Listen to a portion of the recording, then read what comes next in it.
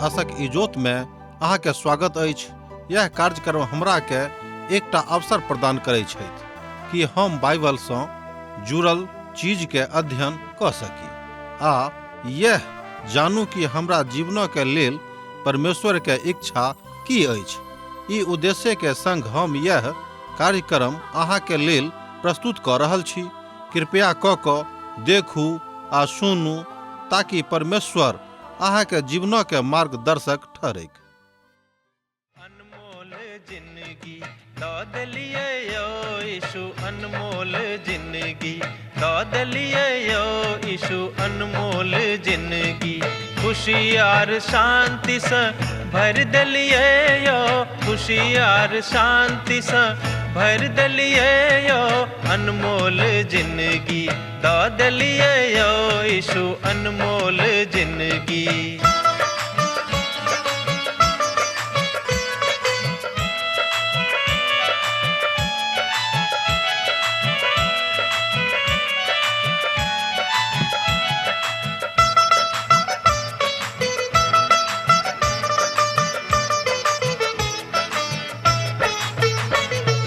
पाप आर दुख से व्याकुल छलो जखन, पाप आर दुख से व्याकुल छलो जखन, मृत्यु के आस में जीव छलो जखन, मृत्यु के आस में जीव छलो जखन, हमरा बदला में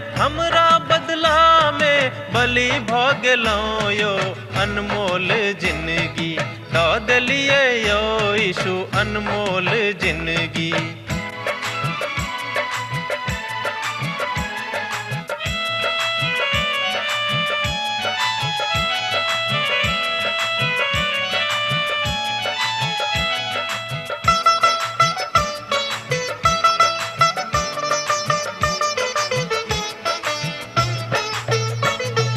हे सब मनुख अहाँ यीशु लग आवा, हे सब मनुख अहाँ यीशु लग आवा, पाप आर अधर्म सा मनवा घुमावा, पाप आर अधर्म सा मनवा घुमावा, उनका लहू सा शुद्ध आहाँ भ जाए, अनमोल जिंदगी दौद लिए यो यीशु, अनमोल जिंदगी।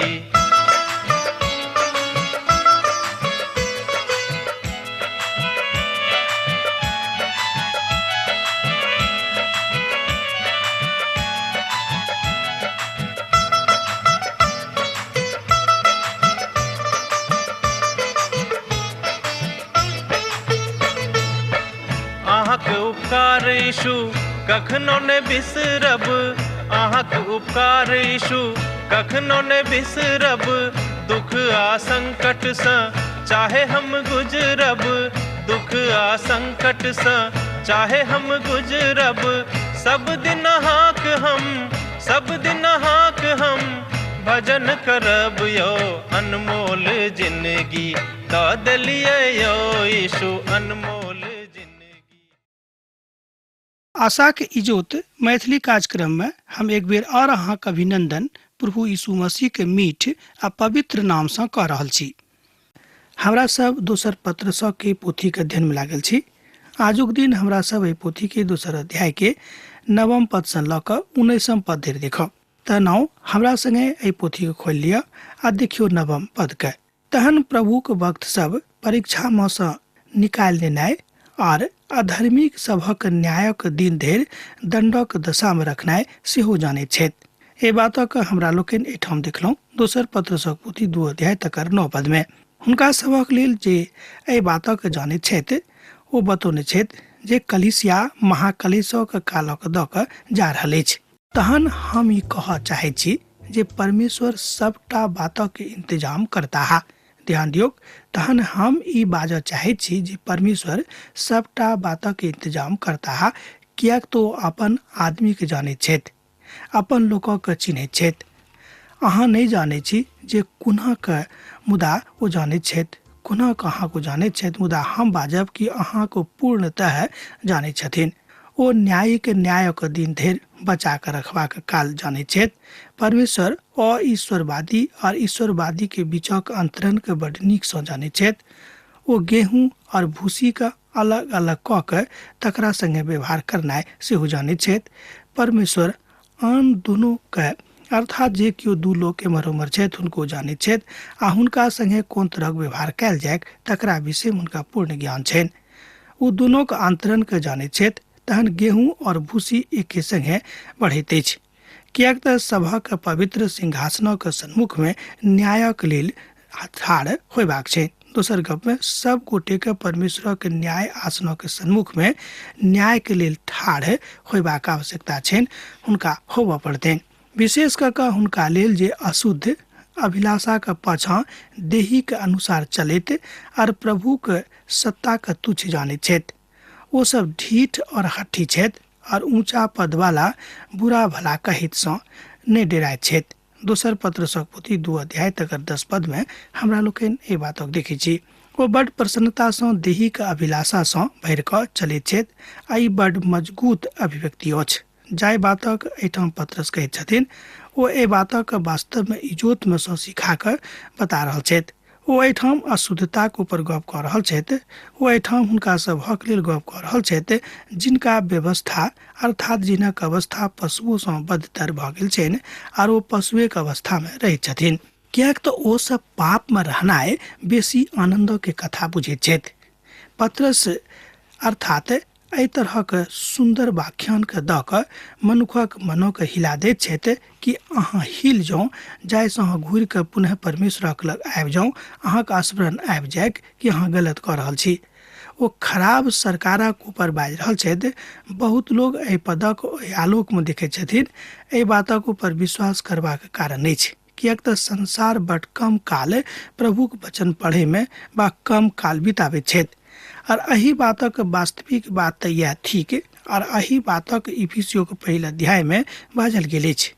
इफिसियो के अहाँ ई बातक देख सकैत छी कि लोग आत्मिक तऽ छलाह, मुदा ओ सरकारक दिस इशारा करैत छथि कि जे सरकार आजुक संपूर्ण संसार में ओ सरकार आत्मिक नहि थिक।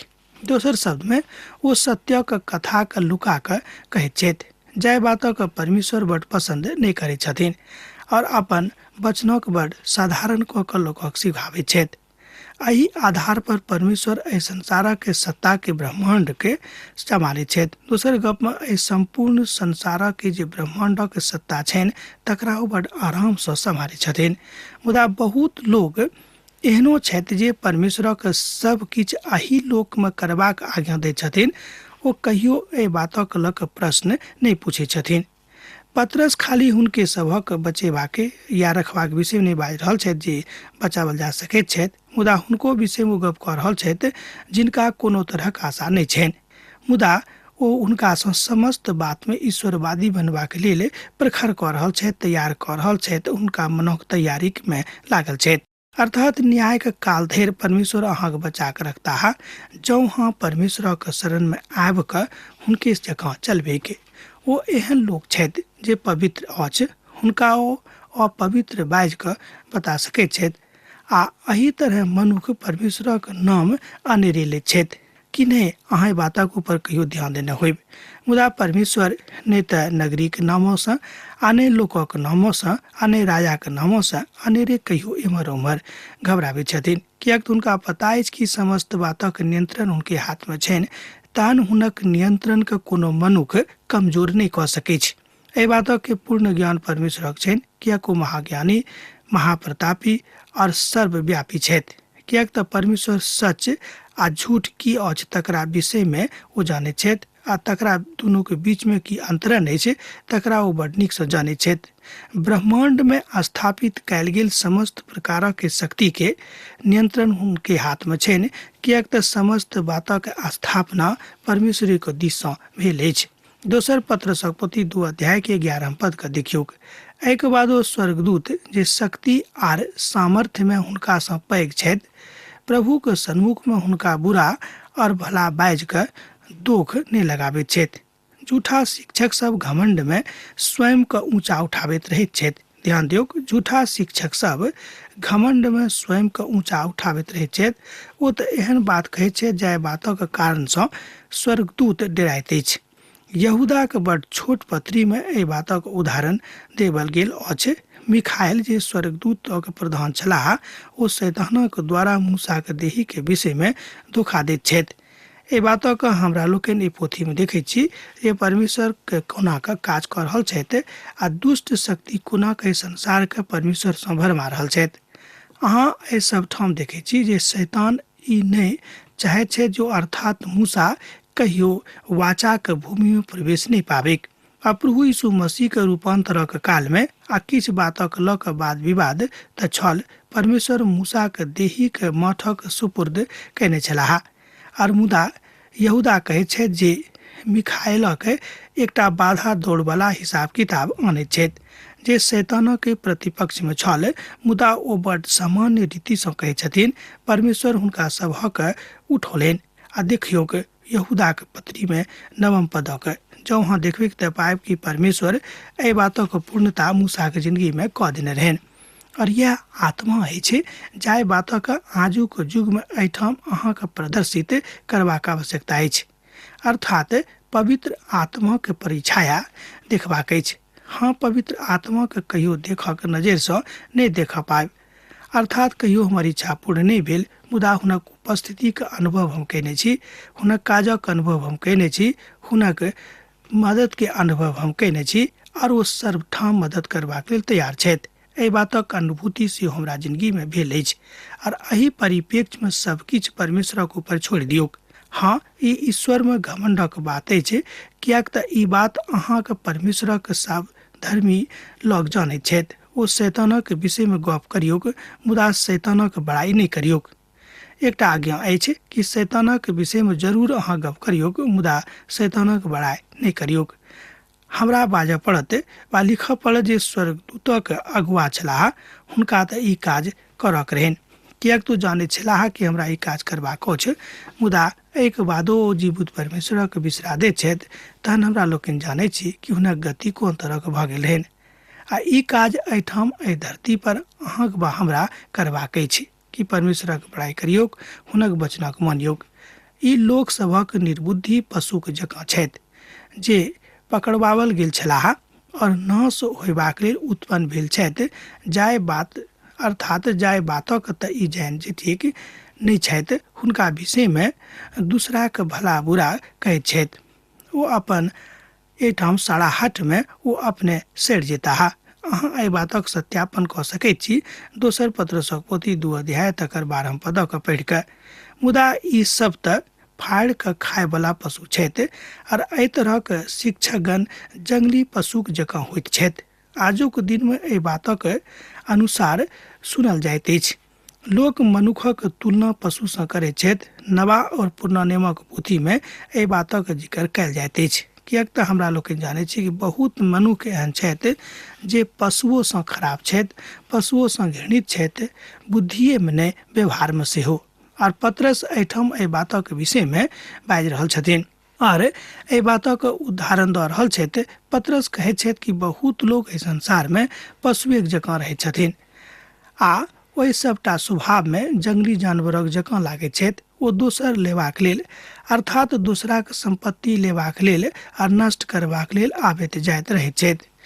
आ जेना कि लोक पशु लऽ लैत छथि, कियाक तऽ मनुखक अपन बातक लऽ कऽ ओ आबैत छथि। ओ कहियो एम्हर ओम्हर कहियो ओम्हर देखैत छथि आ जाहि बात में ओ बुझैत नहीं छथि तकरा प्राप्ति हेतु नीक बातक ओ करैत छथि, प्राप्त करैत छथि धोखा दऽ कऽ। ई सब तऽ वएह भेल जे काज पशुओं कहियो नहीं करता। पतरस एहिठाम बाजि रहल छथि जे ओ झूठा भविष्यवक्ता के विषय में गप कऽ रहल छथि। अब जे प्रभु के वचनक बड़ नजदीकी सँ जानैत छथि, हुनका ई बात करबाक छनि। दोसर गप में परमेश्वर ओहि बातक एहिठाम देख रहल छथि जे संसारक के बात कऽ रहल छथिन, ओ बड़ नीक मनुख नहीं छलाह। एक गोटे कहलनि कि ओ तऽ बड़ शराबी रहथि, खूब शराब पियैत छलाह आ बड़ तेज रफ्तार सँ अपन जिंदगी चलाबैत छलाह, अपन गाड़ी सेहो चलबैत छलाह। ओ प्रभु के ग्रहण कयलाह, मुदा बाद में हुनका जिंदगी में अंतरण भऽ गेलनि। ओ प्रसिद्ध प्रचारक भऽ गेलाह। एतद हमरा लोग देखे छी कि आजुओ के युग में एहन बहुत उदाहरण नहीं छे जे परमेश्वरक वचन लोकक जिंदगी के परिवर्तित कऽ देते छे, लेकिन सवाल की है छे कि लोग विश्वासे नहीं करे छथि।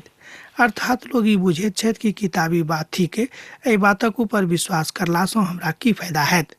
ओ प्रभुक वचनक सुनैत तऽ छथि मुदा तकरा मानैत नहि छथिन। आ जहन ओ ओहिठाम छलाह तहन ओ सुनैबाक प्रयास कयलाह आ ओ सुनौलथि सेहो। हुनकामे सँ प्रतिक्रिया सेहो ओ देखलनि, अर्थात देखऽ चाहैत छलाह जे हुनका केहन लागलनि। हुनक प्रतिक्रिया बड़ समान रहनि आर ई किछु नव बातक जिंदगीमे आनबाक प्रयास सेहो छलैक। एहि तरह हमरा लोकनि देखै छी कि आजुक मनुख पशुक प्रवृत्तिमे भऽ गेल छथि आ हुनका परमेश्वरक डर बड कम भऽ गेल छनि। लोग खाली एक दोसर गोटेके बुराइमे लागल छथि, दुख देबऽमे लागल छथि कि हुनका कोनाक कष्ट दऽ दियनि जे हुनका सब बातक दुख भऽ जानि। एहि बातक हमरा लोकनि देखै छी जे केओ अपना आपके मसीही बाजैत छथि, मसीही स्वभावक देखार करैत छथि, मुदा वस्तुतः ओ एहि तरहक मनुख नहि छथिन। आ जहन ओ सुसमाचार सुनलाह तहन ओ नहि बुझि पाबैत छथि जे ओ की बजलाह, ओ की करबाक हेतु आज्ञा देलाह। और हमहूँ एहि बातक पढ़ैमे बड्ड रुचि राखैत छलहुँ हेँ जे एहि देशमे महान समुदायक विषयमे किछु पढ़ि कऽ जे कलीसियाके बहुत दिससँ अलग अलग भेलाके विषयमे कहैत अछि, कनि सीखी। कलीसिया विश्वासीक द्वारा न्याय होइत ई बात सत्यक थिक। अर्थात कलीसियाक न्याय विश्वासी के द्वारा नहीं हेतैक मुदा परमेश्वरक द्वारा हेतैक, मुदा कलीसियाक न्याय हुनक विश्वासक द्वारा हेतैक, एहिमे संदेह नहि। प्रचारक साहब एहि बातक बड़ स्पष्टतासँ बाजि रहल छलाह, मुदा लोकक नजरिमे ई बात नहि आबि रहल छलनि। लोक ई विश्वास कयने छलाह जे ओ सब अपन अपन काजक द्वारा अर्थात उद्धार प्राप्त कयलाह। एहन बहुत लोग एखनो छथि जे सुसमाचारक नहि बुझैत छथि आर ई बुझैत छथि कि हमर नीक काजक कारणे परमेश्वर हमरा उद्धार देलनि, मुदा वास्तविकता ई नहि थिक। वास्तविकता यह थिक कि अहाँके उद्धार परमेश्वरक करुणाक कारणे, अनुग्रहक कारणे, दयाक कारणे भेटल अछि। लोक अपन गलतीके मानैत छथि मुदा कालांतरमे पुनः वही गलतीके दोहरियानाइ शुरू कऽ दैत छथि। ओ दोसराके बुरा कालक कारणे हुनके बुरा भऽ जाइत छनि। हुनका दिन दुपहियामे सँ भोग विलास करनाइ भला लागैत छनि। ई सब कलंक दुख अछि।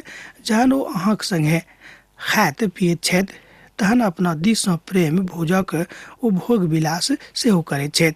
एहि बातक अहाँ सत्यापन कऽ सकैत छी दोसर पत्रसक पोथी 2 अध्याय के पद 13 में। पद 13 और 14 में हमरा सब शिक्षकक ओहि बातक देखै छी जे मिथ्या अछि, और ई दुनू पद मनुखक हृदयक दृष्टांतक बखान करैत अछि। जहन अहाँ विचार आ बुरा अछि, ध्यान दियौ, जहन अहाँके विचार बुरा राखै छी वा बुरा अछि तहन बुरा करनाइ आरम्भ अहाँ कऽ दैत छी। अहाँ वा हम केओ एहि बातक झुठला नहि सकैत छी कि जँ अहाँ हृदयमे बुरा विचार रखबै तहन अहाँसँ बुरे काज हैत। एहन बहुत लोग छथि जे इच्छा करैत छथि ई हमर जिंदगी नहि, मुदा जेना हम चाहैत छी तहिना हम जियब। बहुत लोग अहाँके कहत कि ई तऽ हमर जिंदगी अछि, हमरा जिंदगीके ऊपर अहाँके की अधिकार अछि, जे हमरा इच्छा हैत से हम करब, अहाँ एहिके ऊपर किछु बाजियोक नहि, किएक कि हमर जिंदगी अछि। दोसराके पत्नीके सम्बन्धमे हुनका सम्बन्धमे एहि बातक केओ नहि किछु बाजि सकैत छथि। ओहिमे सँ अधिकांश लोग पीबाक आदि भऽ जाइत छथि आर ई बात सर्वमान्य अछि। ओ कहैत छथि जे ई तऽ हमर विधा अछि आर हमर व्यक्तिगत काज अछि, ई हमर जिंदगी अछि, मुदा हमर मित्रवर परमेश्वर अहाँसँ बाजि रहल छथिन कि जे बातक प्रतिनिधित्व परमेश्वर करबाक लेल अहाँके देने छथि तकरा अहाँ नीकसँ करियौ, किएक तऽ वचनक प्रचार करबाक, प्रतिनिधित्व करबाक आज्ञा अहाँके भेटल अछि। ई अहाँके इनाम भेटल अछि, तहन एहि इनामक दुरुपयोग नहि कऽ कऽ मुदा तकर सदुपयोग करियौ। आ जँ अहाँ चाहैत छी जे एहि तरहक हम जिंदगी बिताबी तहन एहि तरहक बातसँ, एहि तरहक बंदिशसँ अहाँ स्वयंके फरक राखियौ, किएक तऽ परमेश्वर अहाँके महिमाके देखबाक इच्छा राखैत छथि अपन जिंदगीसँ, अर्थात अहाँके जिंदगीसँ। परमेश्वरक जिंदगी का केओ नहि जानैत छथि केओ कतेक दिन छथि, कतेक दिन रहता, किएक तो अनादिकालक छथि। हुनका विषयमे केओ स्पष्ट मूल्यांकन नहि कऽ सकैत छथि। ओतबे बातक ज्ञान पवित्र पोथीमे देवल गेल अछि जतेक बातक जरूरत मनुष्य जातिक छनि, और आजुक दिनक यह परम आवश्यकता थिक। किएक तऽ जे सब नीक छथि आ ईमानदार छथि एहि बातसँ हुनका सभक दुख होइत छनि। हुनक आँखिमे व्यभिचारिणीक बसल छनि, ओ पाप कयने बिनु नहि रहि सकैत छथि। ओ चंचल मनक कालक फुसला कऽ लऽ लैत छथि। हुनका मनक लोभ करबाक अभिप्यासा हुनका मनमे रहैत छनि। ओ संतापक संतान छथि। एहि बातक अहाँ देख सकैत छी दोसर पत्रसक पोथी 2 अध्याय आ तकर 14 पदमे। जँ अहाँके लग पवित्र बाइबिल अछि तऽ हमरा संगे देखियौ। हुनक आँखिमे व्यभिचारिणीके बसल छनि जे पाप कयने बिनु नहि रहि सकैत छथि। ओ चंचल मोनवलाके फुसला लैत छथि। हुनक मनक लोभक करबाक अभिलाषामे ओ भऽ गेल छथि। ओ संतापक संतान छथि। ई कने अनावश्यक भाषा जकाँ लागैत अछि। जाहि भाषाके प्रयोग एहिठाम पत्रस कऽ रहल छथि ओ एहिठाम एहि तरहक भाषाके प्रयोग झूठा शिक्षकक लेल कऽ रहल छथि। ध्यान दियौ कि संसारमे बहुत झूठा शिक्षक सब छथि जे झूठ शिक्षा दऽ कऽ लोकक मनक बहका दैत छथिन। ओ सब समस्त प्रकारक अनैतिक बातक लेल धोखा घड़ी करैत छथि आर ई बातक कहियो विचार नहि राखैत छथि जे परमेश्वर एहि तरहक लोकक न्याय नहि करताह। अहाँ ई नहि बुझबै कि जे एहन काज कऽ रहल छथि हुनका संगे न्याय नहि हेतैक, जरूर हेतैक। ओ सब बाटक छोड़ि कऽ भटकि गेल छथि आर बुहारक पुतक बिलायके बाटक चलि देने छथि जे अधर्मक मजूरीके प्रिय बुझने रहथि। दोसर पत्रसक पोथी 2 अध्याय तकर 15 पद एहि बातक कहैत अछि। बलहामक चर्चा नव नियमके अर्थात नवा नियमके आखिरी पोथीमे 3 बेर भेल अछि आर दोसर पत्रसक पोथीमे बलहामक विषयमे आर यहूदाके पत्रीके विषयमे गलतीके विषयमे एहिठाम बखान मिलैत अछि। अर्थात बलहाम ओ प्रकाशनक पोथीमे बलहामक दर्शन हमरा लोकनि देखैत छी, किएक तऽ ओहिठाम बताओल गेल अछि कि बहुत लोग झूठ लोकक पूजा करनाइ अर्थात जे परमेश्वर वस्तुतः नहि छथि हुनका पूजनमे लागल छथि प्रयोग कयल गेल अछि।